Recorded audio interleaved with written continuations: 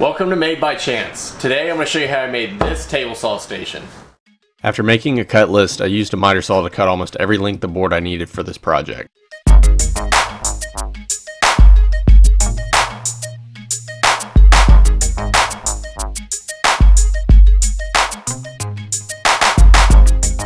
Next, I used a table saw to remove all the rounded edges of the 2x4s for this project, making them 1.5 inches by 3 inches.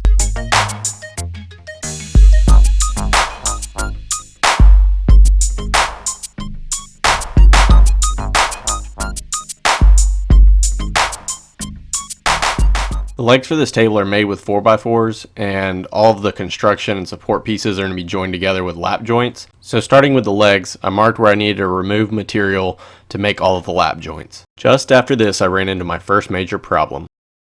I went to install my dado stack and quickly found out this table saw wouldn't accept a full dado stack.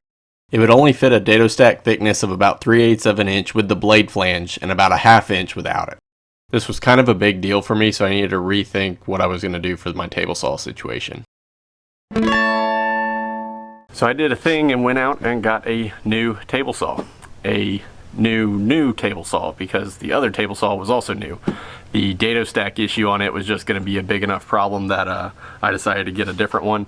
So this one has an arbor big enough to get a full 13/16 inch dado stack on it. The big difference that I'll have to do for accommodating this table saw with the project is adjusting the drawings a little bit. The platform that was going to hold the table saw will have to be adjusted in order to accommodate the height and the depth of this one.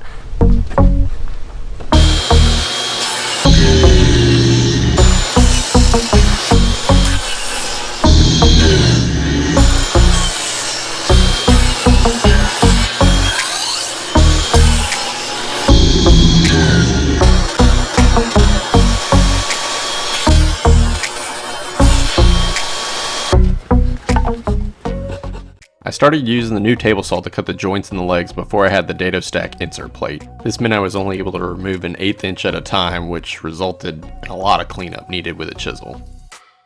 The supports to hold the platform for the table saw were designed to come off the legs at a 60-degree angle. These were definitely the most difficult cuts to make, just because I only had the miter gauge that came with the table saw. With it being brand new, I hadn't made a sled yet to do these miter cuts. Alright, so quick pro tip. If I was using a blade with a flat kerf, it would have resulted in a lot less cleanup needed on these cuts. You can see really clearly here I was using a blade with an alternating bevel kerf, or an ATB kerf. This is a really good general purpose blade, but it's not good for non-through cuts because it leaves that little V that you can see in the top of this cut. Alright, now enough of this slow stuff. Let's use a dado stack.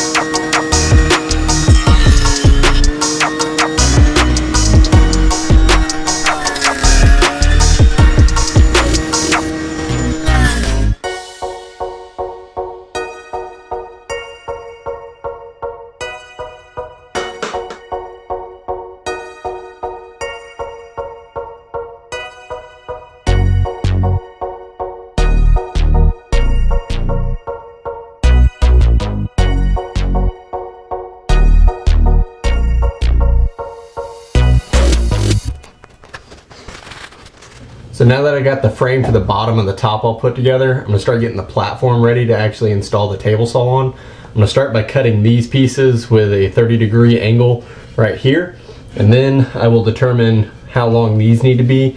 Right now they kind of don't fit perfect, so I also need to cut a little shim to go in here and fill the gap so it's a nice and tight fit.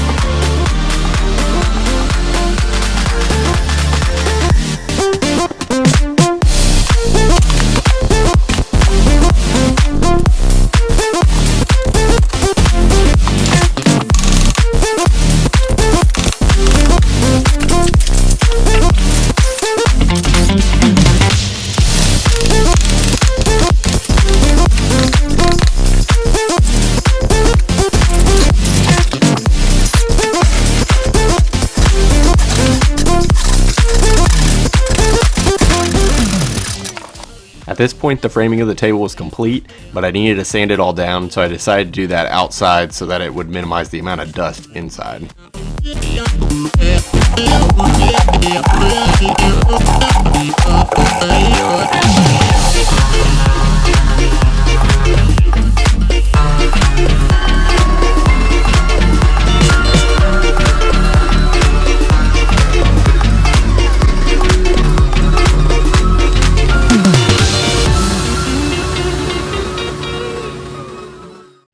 So now that I've flush cut and sanded all of these joints, a lot of my imperfections are showing, like this one. I think I got the camera zoomed in just right where you can probably even see some sunlight through there.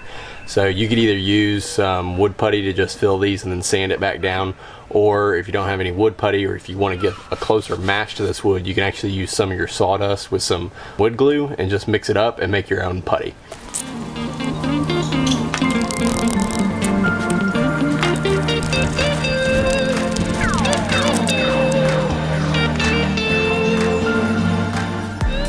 Since this is just shop furniture, this is definitely not necessary, but I know me and I know this is gonna drive me crazy, so I'm gonna go ahead and do it.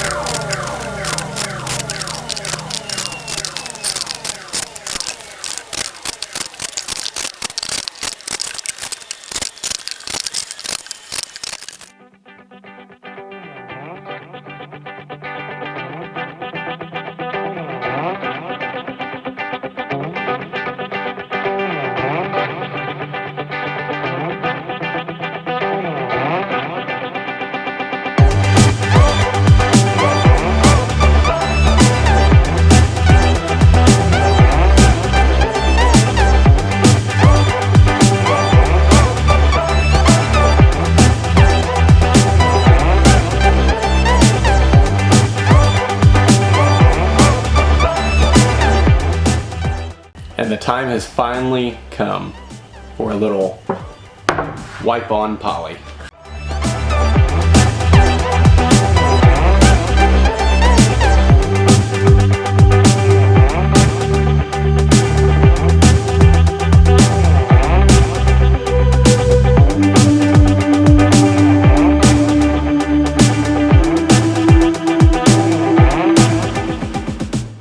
So the polyurethane is finished drying. It looks really good. I'm really happy with what this birch looks like, this grain of the birch. It really just pops. Whenever you feel it though, there's like these little fine bumps called dust nibs. And so what I want to do is try to get those out just because I don't like them there. It's just shop table, so I don't really care. But the way you get them out, you don't want to use anything too coarse of sandpaper because it'll actually put scuffs in your new poly finish. So what I'm going to use is just pieces of brown paper bag, and you just kind of lightly go over it, not a whole lot of pressure, just enough to kind of rub those little dust nibs down to where they're smooth.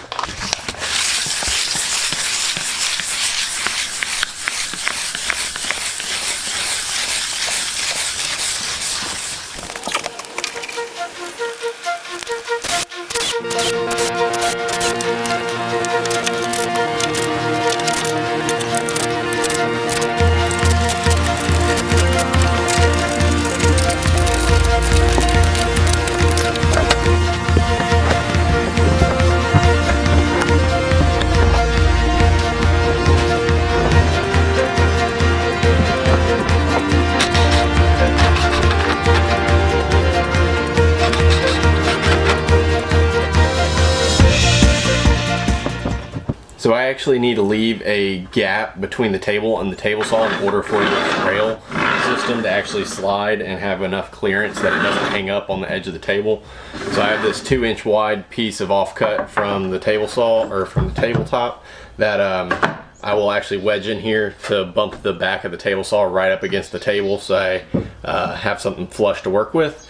In addition, I actually cut, I made the height for this table saw to be slightly under what the height of the table was, so that I could shim it up to get it just right, rather than potentially having it too high from the table and not really having a good way to be able to lower it.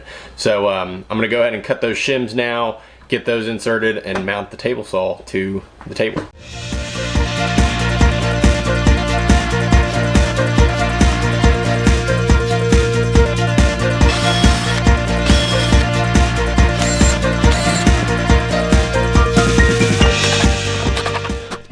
Since I was going to use pipe clamps to anchor the table saw, I decided to go ahead and wrap the feet with some tape in order to give the pipe clamp something to really bite onto, as well as dampen any vibrations whenever the saw is running.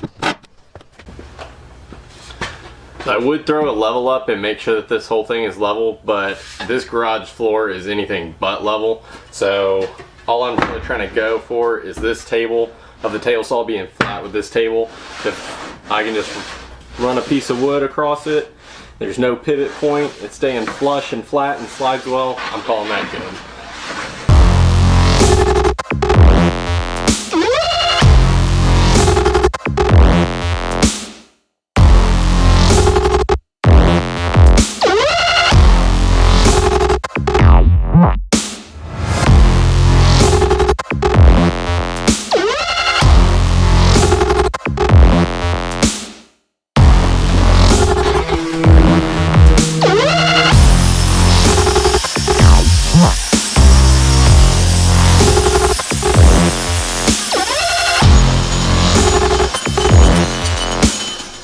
So that's a wrap for this project. I am so glad it's done. This is one that fought me every step of the way.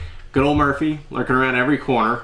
But it is complete, it's usable. We've already been using it to make a new headboard. That video should be live in a couple weeks, so keep an eye out for that. There's a couple modifications I'm still gonna make. I'm gonna add some drawers and cabinets. I'm just waiting to see kind of what clutters around the table saw to see what types of cabinets and drawers that I wanna include. But that's a wrap for this one. So with that, thanks for watching, and until next time, take a chance and build something.